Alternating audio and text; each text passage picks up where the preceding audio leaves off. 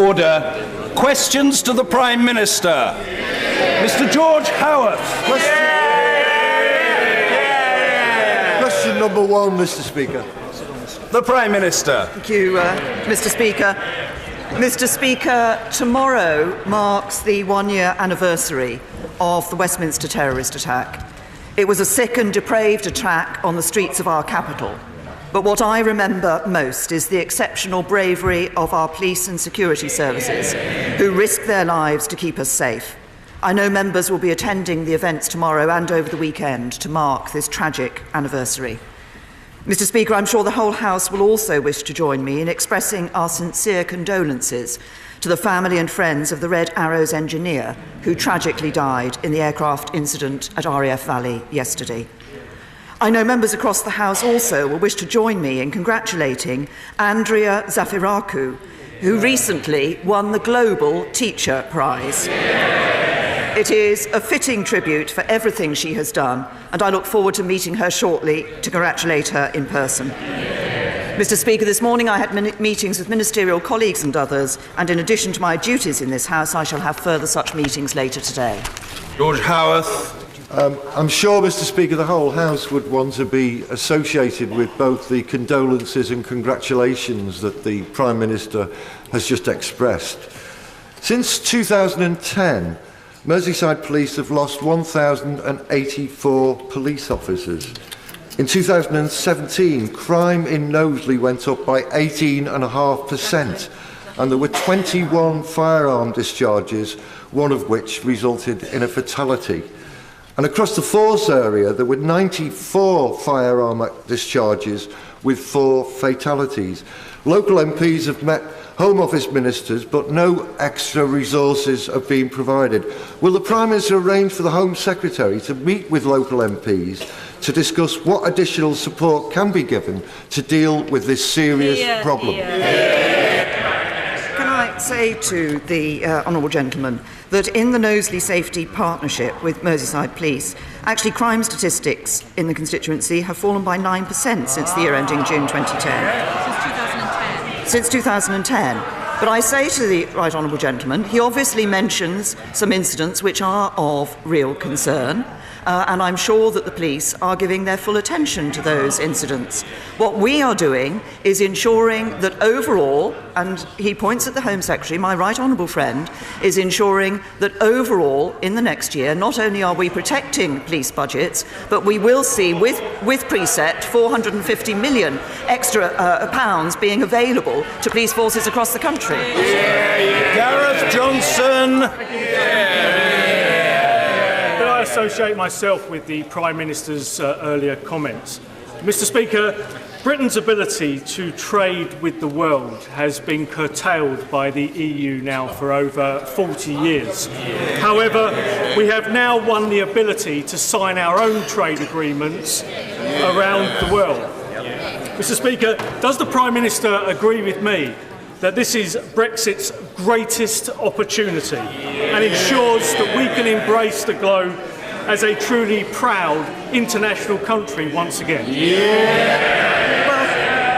Well, my honourable friend raises a very important point, and he is absolutely right, and I agree with him that this is an important opportunity for the United Kingdom post-Brexit, because for the first time in 40 years we will be able to step out into the world and forge our own way by negotiating our own trade agreements and signing trade deals with old friends and new allies alike. And that, of course, we will be able to be doing that. As he knows, from next March we will no longer be a member of the member state of the European Union, and in due course we'll be able to bring into force new trade arrangements around the rest of the world, a truly global Britain. Jeremy Corbyn. Thank you, Mr. Speaker. I too join the Prime Minister in commemorating the attacks that took place in Westminster a year ago, and I too will be at some of the events tomorrow. We should all remember this as an attack on democracy within our society.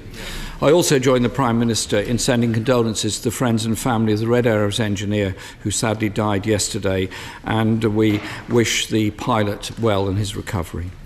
Mr. Speaker, I had the pleasure of meeting Andrea Zafarikou, who's won this Global Teachers Award, just before she went off to receive it, and I think we should all congratulate her and Alperton School in Brent for the great work that she does there.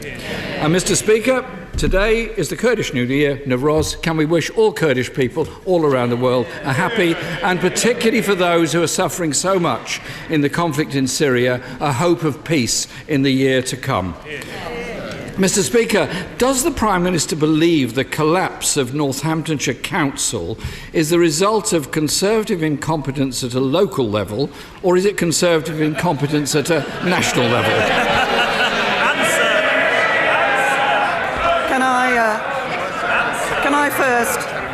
Can I first join the Right Honourable Gentleman in wishing all those who are celebrating Nowruz a very happy Nowruz. If we are looking at what is happening in relation to local councils, obviously there has been the report into Northamptonshire County Council, but let's just look at what we see across the board in councils. Yes. If you look at what is happening in councils up and down this country, there is one message for everybody, and that's that Conservative councils cost you less. Jeremy Corbyn! Mr. Speaker, my question was actually quite specific to Northamptonshire. And the Tory leader of the council said, we've been warning the government from about 2013-14 we couldn't cope with the level of cuts we were facing. And 3 years ago, Mr. Speaker, that council bragged it was pioneering an easy council model. It then proceeded to outsource 96% of its council staff, transferred them to new service providers, run like private companies, paying dividends.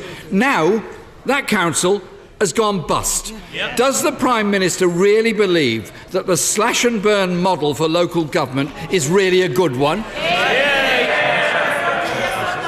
Well, can I say to the Right Honourable Gentleman, first of all, it would be helpful if he accurately reflected the independent statutory inspection which concluded last week, the report was clear that Northamptonshire's failure is not a case of underfunding. So his claims,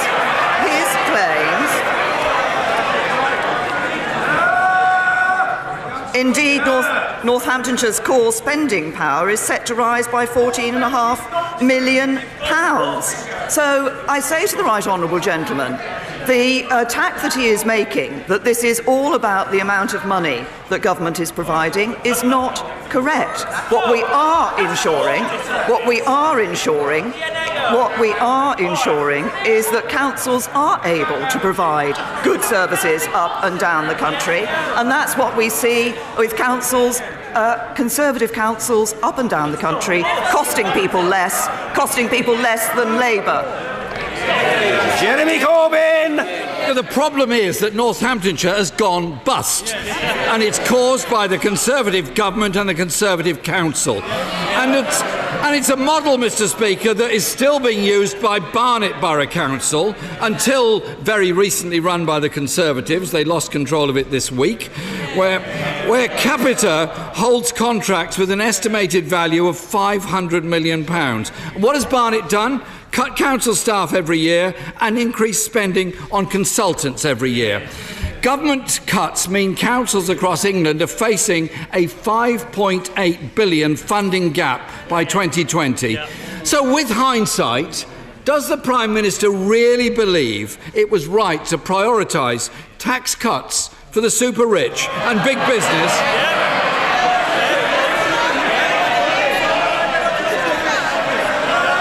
Well, Mr. Speaker, clearly... Order. The House is becoming rather overexcited. I said a moment ago the Prime Minister's answer must be heard. The question from the Right Honourable Gentleman, the Leader of the Opposition, must also be heard, and it will be, however long it takes. Mr. Snell, you're behaving in a most undignified manner. Compose yourself, man. Jeremy Corbyn. Mr. Speaker, there seemed to be a lot of concern amongst Conservative members about my suggestion that the government had prioritised tax cuts for the super rich and big business and put it as something more important than funding for social care, libraries, repairing potholes, bin collection or street cleaning. Can I say to the right honourable gentleman, he talks about bin collection. Well, people living in Birmingham under a Labour-run council saw thousands of tonnes of waste on the streets because the council was failing to collect the bins. And we all know, he talks about payments, we all know, he talks about tax. The top 1% of taxpayers are paying the highest burden of tax than they ever paid under Labour. And we all know what Labour would mean for council taxpayers, because just this week the Shadow Communities Secretary backed, he says,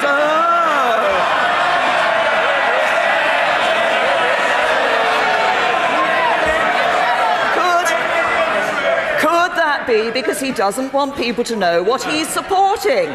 Because he has supported a plan to stop local taxpayers having the right to stop tax hikes. He's supporting a plan to introduce a land value tax, a tax on your home and your garden. And he wants to introduce a new hotel tax. We all know what would happen under Labour. More taxes and ordinary working people would pay the price. Mr. Speaker, the Shadow Secretary for Local Government supports councils, thinks they should be properly funded, and doesn't think they should be a vehicle for privatisation. Mr. Speaker, the leader of Surrey County Council, who happens to be a Conservative, said we're facing the most difficult financial crisis in our history. And he didn't mince his words. He went on to say the government cannot stand idly by while Rome burns. Council funding has been cut by half since 2010. Households in England, Mr. Speaker, now face council tax rises of £1 billion. The Tory leader of the Local Government Association says councils will have to continue to cut back services or stop some altogether due to government cuts. So as people open their council tax bills, isn't it clear what the Conservative message is? Pay more to get less. The average council tax for Band property is £100 less under Conservative councils than it is under Labour. But he says that his shadow local government secretary is supporting councils. I wonder if he's supporting these councils: Haringey, where the Labour leader was forced out; Brighton, where the Labour leader was forced out; Cornwall, where the Labour group leader was forced out. What had these people done? They had supported building more homes, providing good local services, and tackling anti-Semitism in the Labour Party. So the message is clear. If you believe in good local services, if you want to see more homes built, and if you want to tackle anti-Semitism, there is no place for you in the Labour Party.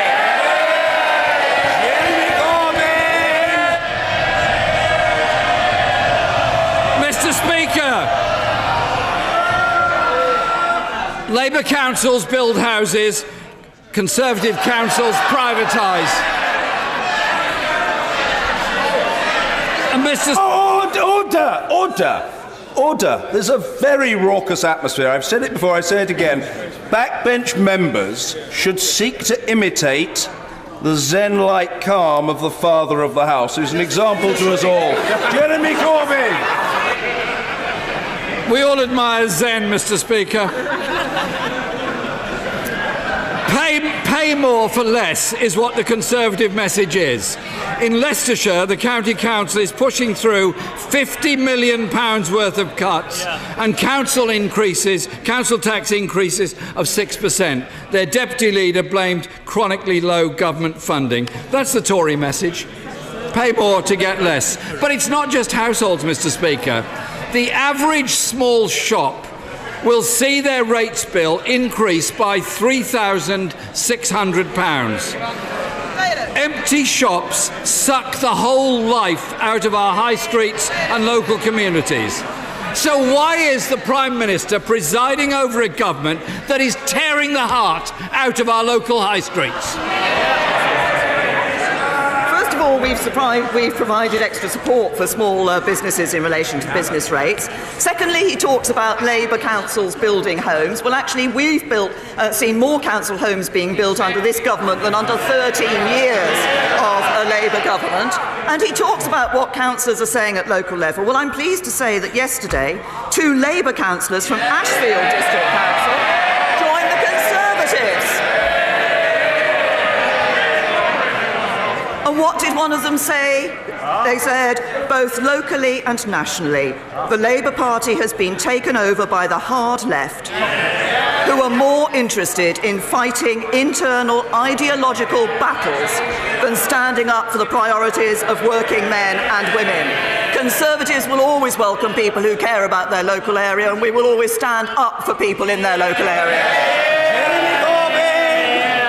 Mr. Speaker, 500,000 businesses will see their rates rise this year, some by 500%. Even Mary Portas, who led the government's Save the High Street campaign, said it was simply a PR campaign which looked like, hey, we're doing something, and hoped it might kickstart something. But it didn't. Mr. Speaker, this Conservative government has slashed public services. They cut funding and expect councils to pick up the pieces. The result of this is children's centres are closing, schools are struggling, fewer police on the streets, older people being left without care or dignity, and refugees turning women away. The Tories' own head of local government says it's unsustainable. And doesn't it tell you everything you need to know? Doesn't it tell you everything you need to know about this government, that it demands households and businesses pay more to get less? This government is spending more on our schools and our NHS than ever before. We're able to do that because of the balanced approach we take to our economy and because of the strong economy we see under the Conservatives. But I notice that the Right Honourable Gentleman in his 6 questions has not mentioned today's unemployment figures. Employment is at a joint record high. Unemployment hasn't been lower since 1975. Economic inactivity is at a record low. That's a strong jobs market. Who do I think benefits from a strong jobs market? Labour staffers, Labour council leaders and moderate Labour members of Parliament.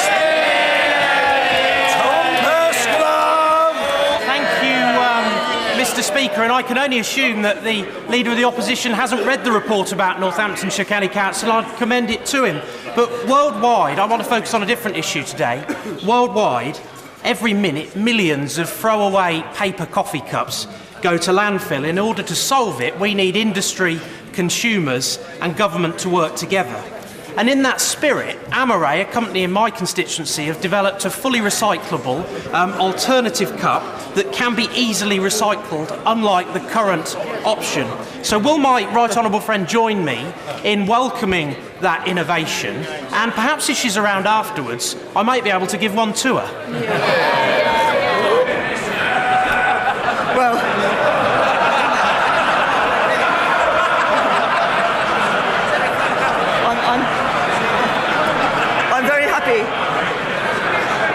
I'm very happy to say to my honourable friend that if he'd like to come along and see me afterwards, I'm very happy to do that. But he has raised an important point, and as he knows, we are committed to wanting to leave our environment in a better state than we found it. And I would like to congratulate Amaray and welcome the innovation that they have shown. This is an important example of actually working with industry to ensure that we're dealing with this issue of plastic waste. We were clear in our 25-year environment plan, that's what we want to do, and Amaray is a very good example of exactly that. Blackford. Thank you, Mr. Speaker. And can I associate myself with the remarks of the Prime Minister about the terrorist atrocity in Westminster a year ago? Our thoughts are obviously with those that gave their lives and, of course, the work of the emergency services. And I want to associate myself with the remarks of the loss of the engineer. Mr. Speaker, does the Prime Minister agree that subverting the democratic political process in any country is totally unacceptable? Well, we certainly believe in ensuring that democratic processes are able to continue, that people see free and fair elections. I think that's what everybody in this House would recognise and would accept. Mr. Ian Blackford. I thank the Prime Minister for that answer. Can I point out to her that the parent company of Cambridge Analytica is Strategic Communications Laboratories? It has been run by a chairman of Oxford Conservative Association. Its founding chairman was a former Conservative MP. A director appears to have donated over £700,000 to the Tory party. A former Conservative Party treasurer is a shareholder. We know about the links to the Conservative Party. They go on and on. Will the Prime Minister confirm to the House her governance connections to the company? Can I say, the Right Honourable Gentleman has been talking about two companies, about the parent company, SCL, and he also referred to Cambridge Analytica. I can say him that as far as I'm aware, the government has no current contracts with Cambridge Analytica or with the SCL group. What we have seen in Cambridge Analytica, the allegations are clearly very concerning, and it is absolutely right that they should be properly investigated. It's right that the Information Commissioner is doing exactly that, because people need to have confidence in how their personal data is being used. And I would expect Facebook, Cambridge Analytica and all organisations involved to comply fully with the investigation that's taking place. And I'm pleased to say, of course, that the bill we're bringing forward on data protection will strengthen legislation around data protection and give the ICO, the Information Commissioner Office, tougher powers to ensure organisations comply. And I would hope it will be supported from everybody across this House. Well, we now have a lot of backbenchers' questions to get through. Mr. Gordon Henderson. Mr. Speaker, some London boroughs are renting houses in Kent, including Sittingbourne and Sheppey, for use as temporary accommodation for homeless families. My local authorities are then expected to provide those families with the support they need. This is putting a strain on Kent's schools, hospitals and social services, who receive no extra funding to provide that support. Would my right honourable friend agree with me that the London Mayor and London boroughs should be providing more homes in the capital so that London families can be looked after by them instead of placing the burden of care on hard-pressed council taxpayers in Kent? Well, can I say to my honourable friend that he's right to speak up on behalf of his constituents on this issue? London authorities must secure temporary accommodation within their own borough as far as is reasonably practical. But we've also changed the law so that council must take into account the impact that a change in location would have on a household. But he's absolutely right. We do want to see the London Mayor and London boroughs being able to build more homes. The London Mayor has had money provided to him to build affordable homes. It's a pity he hasn't been building as many as we would like to see. Stephen Morgan. Mr. Speaker, school cuts in Portsmouth under this government will reach 3.3 million by 2019. It means classrooms are being starved of resources they need, including textbooks and basic stationery. At the same time, approximately 40,000 children in the South East are relying on food banks. If the Prime Minister was a teacher who'd been under a pay cap for 8 years, what would she buy a struggling child in one of my city's classrooms? A textbook or a square meal? Well, can I say to the honourable gentleman, he raises the issue of school funding. As I said earlier in response to the Leader of the Opposition, actually the amount of money we're spending on schools is greater than it has ever been before. But we don't. But what matters is the quality of education that is provided in schools. And that's why I'm sorry that he didn't welcome the fact that we now see over 20,000 children at a good or outstanding school in his area. That's 9,000 more than in 2010. Kwasi Kwarteng. Thank you, Mr. Speaker. Now, we should all recognise and welcome the employment figures announced today. I'm sure we all welcome that.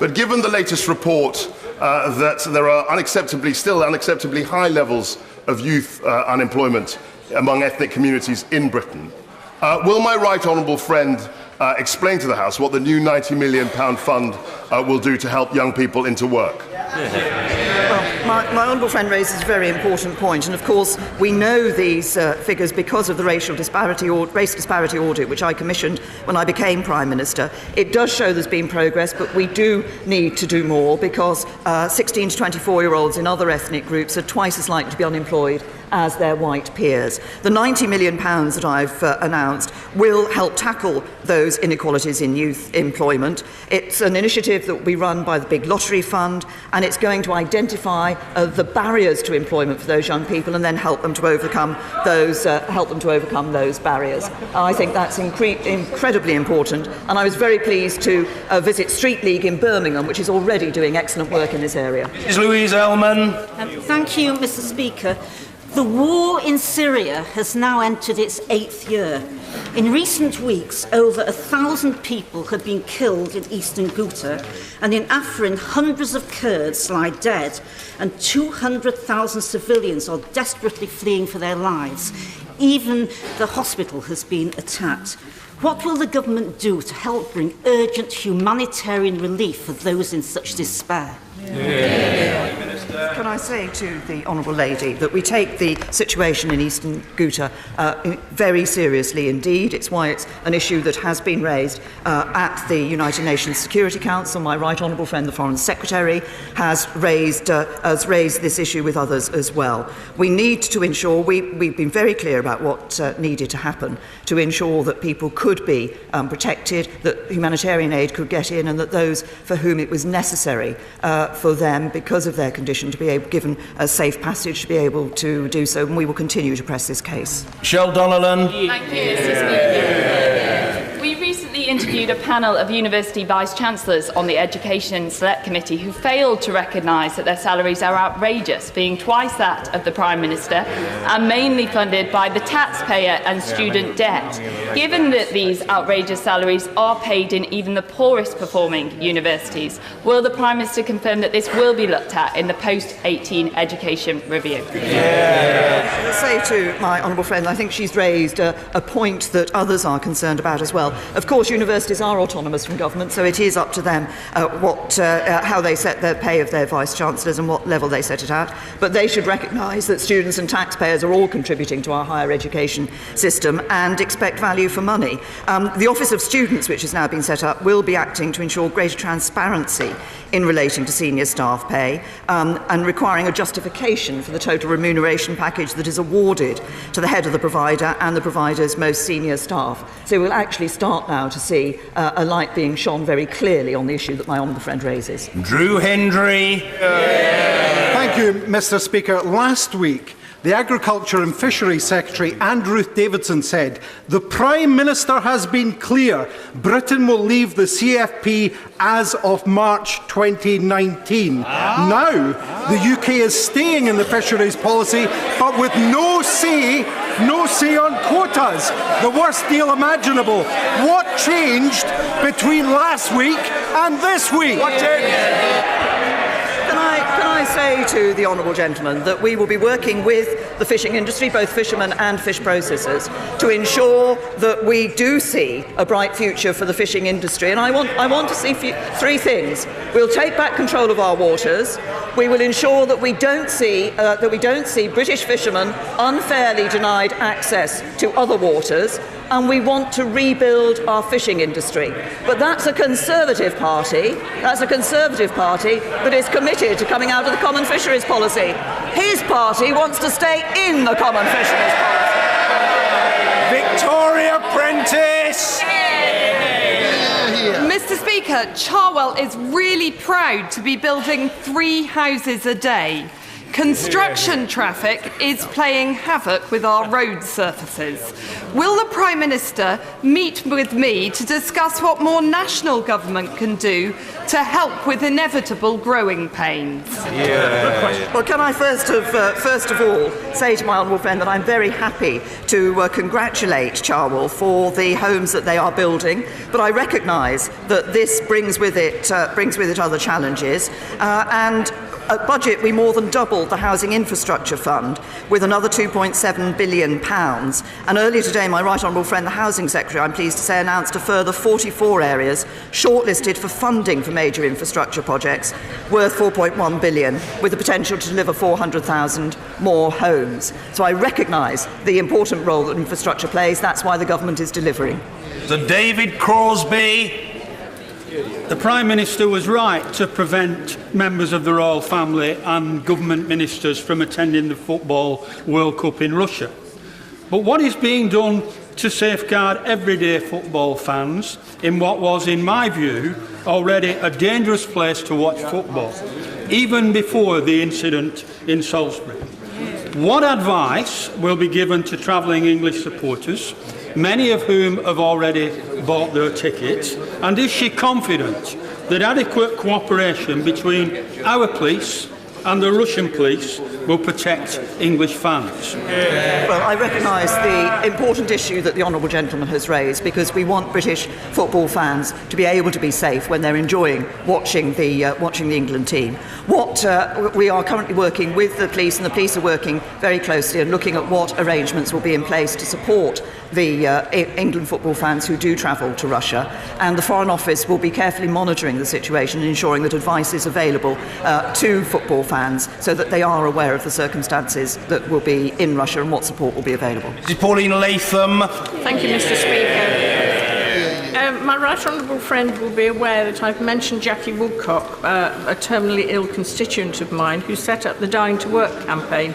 Santander, who are her mortgage brokers, have been incredibly helpful in freezing her payments and will take it from her estate when she dies. But now they've gone even further. They're not increasing the interest payments either.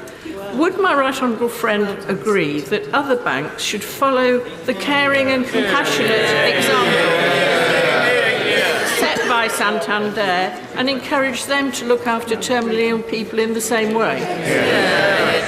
Can I say to my honourable friend that she has raised an issue about which I know she cares about very deeply, and I'm certainly happy to join her in congratulating Santander and the support that they have provided to Jackie Woodcock. Obviously, she's raised a wider issue. I think it is important for employers to be aware of and fulfil their legal obligations towards their employees, including the terminally ill employees, and I'm sure that others will look at the excellent example that Santander has set. Ahmed Yassin. Thank you, Mr Speaker. The Sunday Times said this week that Bedford's relatively affordable housing and easy access to London has made it one of the best places to live in the UK. But Bedford constituents are worried about and concerned about the school funding cuts, court services cuts, the impending closure of our only walk-in centre, the big increase in homelessness, and the loss of fast peak time rail services to London. My question to the Prime Minister is, why her government is ruining the prospects of our great town? I can say to the honourable gentleman that the prospects for his great town are being improved. They're being improved by the fact that we see thousands more children in good and outstanding schools in Bedford than we have done in Bedford Local Authority than we have done before when we came into power. It's being improved by the fact that extra funding is going into the health service in Bedford, but it's also being improved by the fact that this is a government which is ensuring we have a strong economy, providing jobs for people in his constituency. Bim Afolami. Thank you, Mr Speaker. Financial services are of critical importance both to thousands of my constituents in Hitchin and Harpenden and also to the country as a whole. Would the Prime Minister take this opportunity to update the House on progress that has been made on ensuring that our future trade deal with the European Union includes an agreement on financial services? Can I say to my honourable friend that I'm very well aware of the importance of financial services, both for the United Kingdom, for constituents in his constituency and elsewhere, but also the important role that the City of London plays in terms of the financial sector for the whole of the European Union. This is a matter which we're in discussion with the European Union about, and there is a recognition of the significant role the City of London plays and the importance of ensuring that we maintain access to finance across the European Union. Illy Reeves. Thank you, Mr. Speaker. Mental health issues affect 1 in 10 children who on average have to see their GP 3 times before a referral, with many waiting up to 18 months for treatment. I acknowledge the Green Paper on this issue, but at a time when national funding in this area is being constantly cut, including a 5% reduction in funding to Lewisham CAMS, is this not another example of the government saying one thing but doing another with our NHS? Can I say to the Honourable Lady, the government is putting more funding into mental health provision. We've already committed to making available an additional £1.4 billion to improve children and young people's mental health services. And we've committed that by 2020-21, 70,000 more children and young people each year will have access to high-quality NHS mental health care. And I just say this to the Honourable Lady. She rightly raises mental health as an issue that is important for us to deal with, particularly she's raised it particularly for children and young people. But across the board, we need to give more attention to mental health. We're putting more money into it. We're clear that we want to see parity of esteem between mental health and physical health in the National Health Service. This is something the Labour Party in 13 years of government failed to do. Anne-Marie Trevelyan. Published this week has sadly left my fishermen from Amble and the North East very anxious.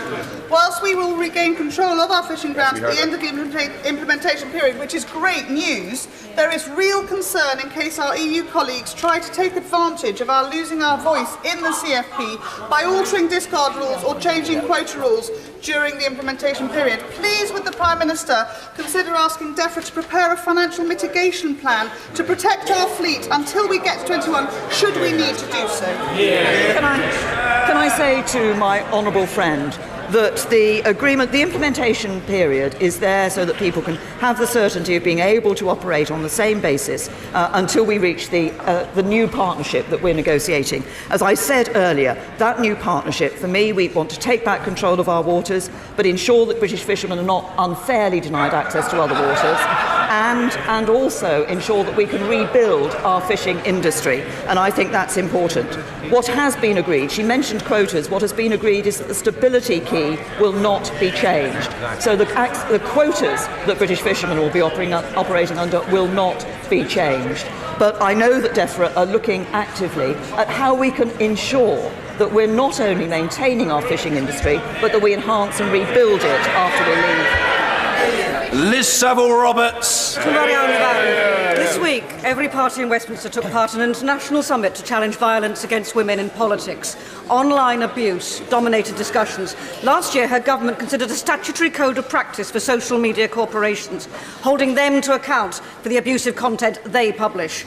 Will the Prime Minister confirm whether she remains content with a toothless, voluntary code, or whether she'll now give us a digital guard dog that both barks and bites? Can I say to the Honourable Lady, she does raise an important point.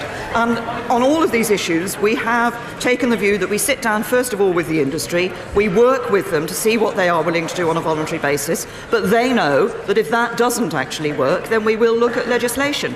But it's an important point, the abuse that is undertaken. She referred particularly to abuse that takes place within political campaigning, which I'm afraid is a very sorry state of affairs that we've now reached in this country. We want to see the free and fair elections and people having the confidence to be able to go out and put their views forward without fearing they're going to be abused for it. Daniel Kaczynski. Thank you, Mr. Speaker. The clinically led Future Fit programme for Shropshire seeks to improve and modernise hospital services across the county of Shropshire. We have been waiting for a decision on this issue for many years. Could the Prime Minister use her good offices to ensure this vital scheme is supported in the coming weeks so we can secure this vital investment for Shropshire NHS? Well, my honourable friend is right to speak up for the NHS in Shropshire in the way that he has done, and he'll be pleased to hear that to see that the Right Honourable Secretary, my Right Honourable friend, the Secretary of State for Health and Social Care, heard his comments, and I think we'll be contacting him about this issue. Nick Smith. Mr. Speaker, the Burko review made a big difference in improving services for children with communication needs. Communication is the key life skill for children to learn and to thrive. Yet a decade on, its latest report shows that much more needs to be done. So will the Prime Minister commit to a cross-government strategy that puts this issue at the heart of policy and gives all our children the best possible start in life. The honourable gentleman has raised a very important issue, and we welcome the report, and the Department for Education is going to be considering it carefully, because we don't want to see any child held back from achieving their potential, and that includes ensuring those children with speech, language and communication needs are given the support that they need. That there has been particular training for teachers to support children who require additional help to communicate, but we will be introducing the education, health and care plans to make sure children with additional needs do receive the right support to succeed in school in the future, but we'll look very carefully at what the report has said and obviously respond to it in due course. Mark Francois. Thank you very much, Mr. Speaker. Unlike the SNP, I don't want to see Britain rejoin the disastrous common fisheries policy.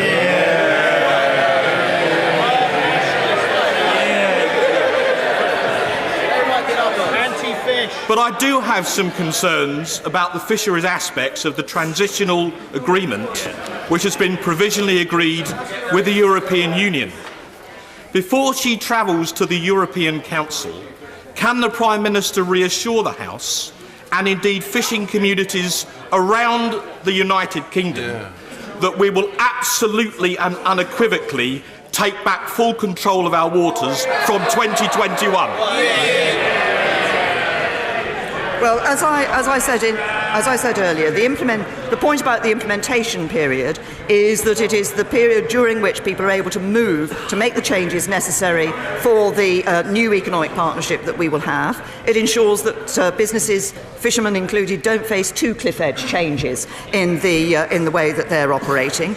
By definition, because it's maintaining as far as possible the status quo, so people don't have to make those extra changes. It is, I recognise, not the same as and won't be the same as the end state when we are able to have a future economic partnership and have that new relationship. As I said earlier, one of the elements that we will be looking for in reassuring the fishing industry and providing for the fishing industry is to ensure that we do take back control of our waters. Albert Owen. Thank you very much, Mr. Speaker. Can I associate myself with the Prime Minister, the Leader of the Opposition and the Leader of the SNP in offering condolences to the family of the RAF engineer who was killed tragically in my constituency yesterday. The RAF has been part of my constituency for over 75 years, and they are a tight-knit group of aircraftmen and support staff on the ground. And whilst they are grieving, will the Prime Minister join with me in paying tribute to the Royal Air Force whilst they commemorate their century of dedicated service to our country? Well, I'm very happy to join the honourable gentleman in saying what a great job the Royal Air Force does for us, and of course he sees it at first hand in its connection with his constituency. But we should recognise the valour of all those who are serving in our armed forces, and particularly in this 100th year of the Royal Air Force, those who serve in the Royal Air Force, and we thank them for it. Johnny Elphick. Mr. Speaker, may I welcome the government's decision to create a medical school at Canterbury in East Kent, for by all of Kent's MPs, particularly my honourable friend, the member for Faversham and Mid-Kent, who's been indefatigable in the fight for this. Does it not underline the importance of training more doctors and nurses to ensure that our health services in the regions are well staffed and well looked after? Well, my honourable friend is absolutely right, and I'm pleased to welcome the new medical school in Canterbury, but also the 4 other new medical schools that were being set up around various parts of the country. And he is also absolutely right. This is about ensuring that we are training a workforce for our National Health Service, and we have raised significantly the number of training places. I think it's the biggest increase in training places probably that the NHS has seen for some considerable time. Fiona Onasanya. Mr. Speaker, given that mesh can shrink, degrade or twist in a woman's body, can I ask the Prime Minister if she will support proposals to sling the mesh? Can I say to the Honourable Lady, I recognise that this is a very real, important issue that has been raised. It's one of a number of women's health issues that have been raised in this House, which are causing concern to women, and I will look in detail at it. I'm very happy to write to her about this, but I recognise the concern that there is about this particular issue, but I'm happy to write to her about what the National Health Service will be doing on it. Thank you, Mr. Speaker. Will my honourable friend congratulate the remarkable staff of Princess Alexandra Hospital in Harlow, who have ensured that the hospital is out of special measures today, as in a report from the Care Quality Commission? And will she support our campaign for a new hospital to ensure that the staff have a hospital that's fit for the 21st century? Well, can I congratulate the local hospital in Harlow that my honourable friend has referred to for coming out of those special measures. I think that's very important, and I know will give added confidence to his constituents. He tempts me to support a new hospital in his area. I'm sure, as he will know, the Secretary of State has heard his request in relation to that. But what we do know is we're putting more money into the National Health Service to ensure that we do get the best possible services provided to people through our National Health Service. Thank you. Order.